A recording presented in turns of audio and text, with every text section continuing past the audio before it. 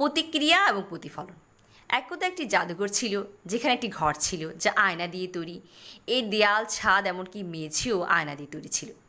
সেই জাদুঘরের কেয়ারটেকার একদিন জাদুঘরের পেছনের দরজাটি তালা দিতে ভুলে যায়। দরজাটি দিয়ে সরাসরি সেই আয়নার ঘরে যাওয়া যেত। একটি কুকুর সেই জাদুঘরের কাছে ঘোরাফেরা করছিল এবং ভুলবশত সেই ঘরে ঢুকে যায়। কুকুরটি যখন ঘরটির মাঝখানে যায়, তখন কুকুরটি চারপাশে তার নিজের প্রতিবিম্ব দেখল এবং ভাবল যে কুকুরের একটি পুরো দল তাকে চারদিক থেকে ঘিরে রেখেছে। এটি দেখে কুকুরটি ভয় পেয়ে গেল এবং প্রতিবিম্বে ঘেউ ঘেউ করতে লাগলো। কুকুরটিকে একইভাবে তার দিকে ঘেউ ঘেউ করতে থাকা সমস্ত প্রতিচ্ছবি দেখতে পায় এবং আয়নার কুকুরের কারণে আয়নায় আঘাত করার পরে প্রতিধ্বনি ফিরে আসে এবং বড় হয়ে যায়। এতে ভয় পেয়ে কুকুর উন্মুক্তভাবে ঘেউ ঘেউ করতে থাকে। পরের দিন সকালে যখন জাদুঘরের গার্ড হলের ভেতরে প্রবেশ করে, সেখানে সে কুকুরের প্রাণহীন দেহ দেখতে পায়।